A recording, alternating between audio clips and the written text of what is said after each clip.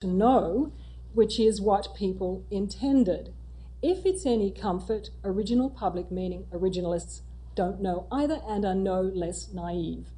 So I agree with the various critics who maintain that the new originalism, public meaning originalism, isn't going to get you any further than the old originalism. And I also agree with Professor Cornell that there is a serious methodological lacuna in most contributions to the originalism debate. And I wrote about it in an article that was published last year.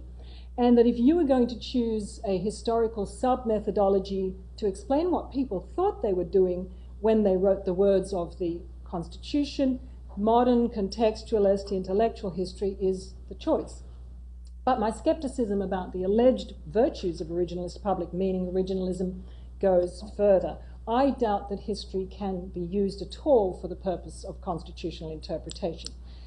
My argument has 4 subheadings, quickly. First, history is an epistemology. Second, history is not instrumental. Third, doing history is a skeptical art. And fourth, doing history takes a lot of time. So first, history is an epistemology. Doing history is not like collecting shells. History is a particular type of reasoning. The reasoning and the doing are part of the same process. The questions asked by historians are historical questions. The questions shape the understanding. The answers are historical answers, not legal answers.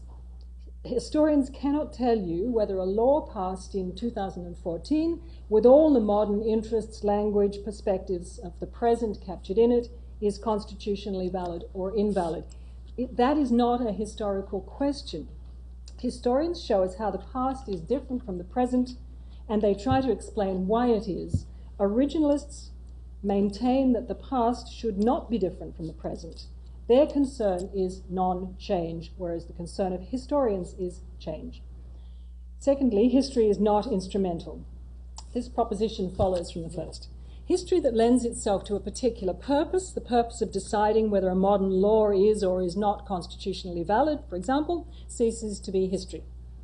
Professor Rakoff has written that it is not the province of the historian to decide questions of law, but he adds that historical knowledge can give constitutional interpretation the rigor it often lacks. And I'm not sure that that second proposition follows. If judges use history to provide answers to legal questions, they are ceasing to be judges. They are outsourcing their work, allowing historians to stand in their shoes and to write the law. This is not the legitimate role of either. Third, history is a skeptical art. Historical research must be done skeptically, with a determination not to believe or conclude anything until the